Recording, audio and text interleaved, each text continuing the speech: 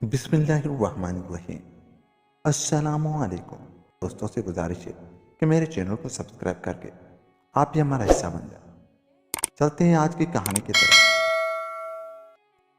कहते हैं कि शिमाल के पहाड़ों में बेहतरीन और खूबसूरत बातें करने वाला एक परिंदा रहता था।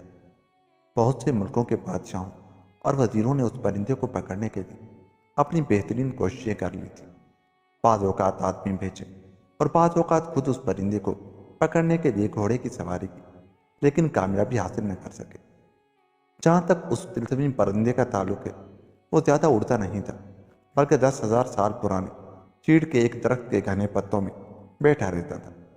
इतने लोग वहाँ जाते थे कि पहाड़ों के दरमियान उनकी आमदोरफ्त ने बाकायदा रास्ता बना दिया था। मशरिक में वाक़ एक मुल्क का बादशाह यार्टिगर था। जब उसने उस तिलस्मी परिंदे को बोलते सुना तो सोचने लगा कि ये किस कदर अजीब परिंदा है, मैं उसे ज़रूर हासिल करूँगा। चुनांचे वो उसको पकड़ने के लिए निकला। जब बादशाह यार्टिगर जंगल में पहुंचा तो उसे 10,000 साल पुराना चीड़ का दरख्त फौरन मिल गया। वो उसके घने साए में इंतजार करने लगा।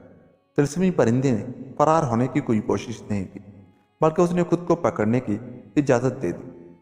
बादशाह अपनी खुशकिस्मती पर बेहद नाज़ा हुआ। परिंदे के साथ अपने मुल्क वापस रवाना हो गया।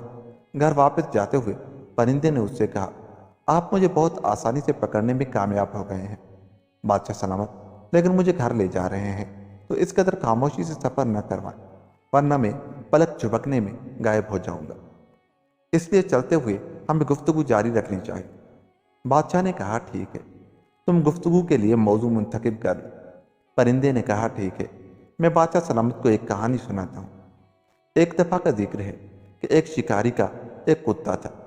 एक रोज़ वो अपने कुत्ते के साथ वादी में शिकार के लिए गया हुआ था कि उसने एक बैलगाड़ी देखी जो सोने चांदी के ढेरों से लदी हुई थी, लेकिन नाकारा हो गई थी, और गाड़ी पान इंतहाई परेशानी में उसके पास बैठा था।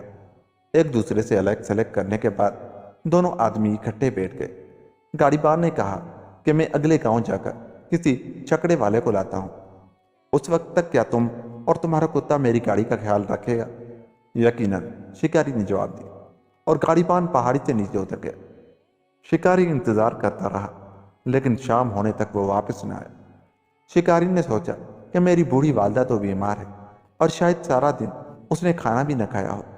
फिर उसने अपने कुत्ते से कहा कि तुम यहाँ ठहर कर चीज़ों की हिफाजत करो और मैं घर जाकर वालदा को खाना खिला कर आता हूँ। कुत्ते ने बहुत फरमाबरदारी से गाड़ी की हिफाजत की। बमुश्किल तमाम आधी रात तक गाड़ी पान ने एक छकड़े वाले को तलाश कर लिया।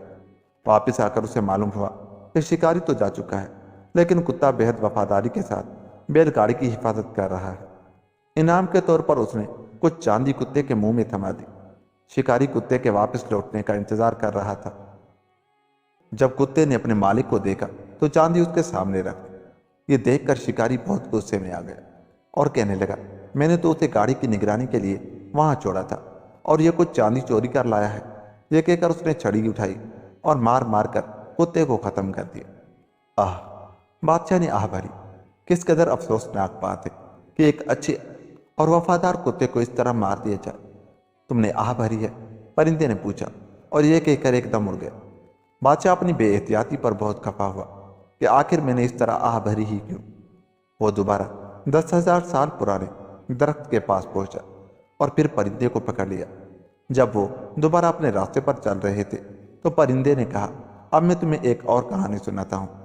एक दफ़ा का जिक्र है कि कहीं पर एक औरत रहती थी जिसके पास एक बिल्ली थी। एक रोज़ औरत कुएं से पानी भरने गई और बिल्ली को बच्चे की हिफाजत के लिए पीछे छोड़ गई, जो अपने पालने में खेल रहा था। बिल्ली पालने के पास बैठी मक्खियों और कीड़ों को वहां से उड़ाती रही। अचानक एक बड़ा सा चूहा दरवाजे के पास आकर ललचाई नजरों से बच्चे के कान को देखने लगा। बिल्ली को यह देखकर बहुत गुस्सा आया और वो घर से बाहर तक उस चूहे के पीछे भागी। इसी दौरान में एक और चूहा आया और बच्चे के कान को कतर लिया। बच्चे को रोता सुनकर बिल्ली फौरन वापस आई और चूहे को मार दिया, जो दरवाजे के पीछे छुपा हुआ था। फिर वो बच्चे की तरफ भागी और उसके कान की लौ को नरमी से चाटने लगी। जब औरत घर पहुंची तो बेहद गुस्से में आई। उसने कहा कि मैंने तुम्हें बच्चे की हिफाजत के लिए छोड़ा था और तुमने जंगली वेशी होकर उसे ही काट लिया। यह कहकर उसने गुस्से के मारे बिल्ली को मार डाला। واپس مڑنے پر اس کو مرا ہوا چوہا نظر آیا جس کے منہ میں بچے کے کان کا ٹکڑا تھا۔ اپنی غلطی کا احساس ہونے پر وہ بہت روئی۔ اوفو، کس قدر افسوسناک بات ہے، بادشاہ نے آہ بھر کر کہا، اور پرندہ پھر اڑ گیا۔ 10,000 سال پرانے چیڑ کے درخت کے پاس پہنچ کر بادشاہ نے تیسری بار ترسمی پرندے کو پکڑا، اور جب وہ پہاڑی راستے کے ساتھ ساتھ واپس لوٹ رہے تھے تو پرندے نے ایک اور کہانی شروع کر دی۔ ایک دفعہ کا ذکر ہے جب زمین ایک خوفناک قحط کا شکار تھی۔ اربائی نامی ایک آدمی نے اپنا گھر چھوڑ کر قحط زدہ علاقے کی طرف جانے کا قصد کیا۔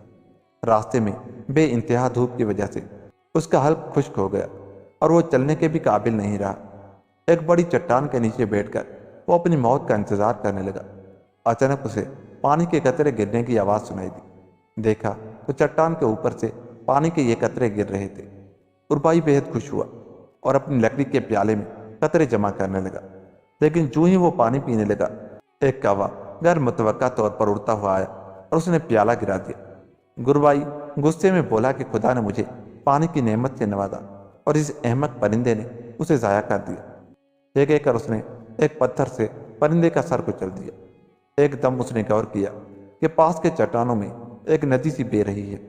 خوشی خوشی اس نے خوب سیر ہو کر پانی پیا اور واپس اپنی جگہ پر پہنچا جہاں اس کا سامان رکھا تھا۔ جب اس نے چٹان کے اوپر دیکھا تو ایک بڑا سانپ وہاں سو رہا تھا اور اس کی زبان سے زہر کے قطرے ٹپک رہے تھے۔ آہ، میں اس زہر کو پینے والا تھا، اور یہ وہ کوا تھا جس نے میری جان بچائی اور میں نے اسے مار دیا۔ پچھتاوے کے احساس سے اس نے رونا شروع کر دیا۔ آہ بیچارہ کوا، بادشاہ نے کہا، جس نے دوسرے کی جان بچانے کے لیے موت کو گلے لگا لیا۔ تم نے پھر آہ بھری ہے، پرندے نے کہا اور واپس اڑ گیا۔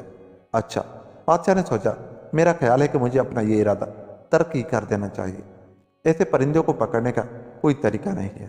یہ سوچ کر وہ واپس اپنے راستے پر چل دیا اور یوں یہ کہانی ختم ہوئی۔ اگر آپ کو ہماری یہ کہانی اچھی لگی تو چاہتے ہوئے ہمارے چینل کو سبسکرائب کر لیں۔ ملتے ہیں کسی ایسی ہی کہانی کے ساتھ، تب تک اپنا بہت سا خیال رکھیے گا۔ اللہ نگہبان۔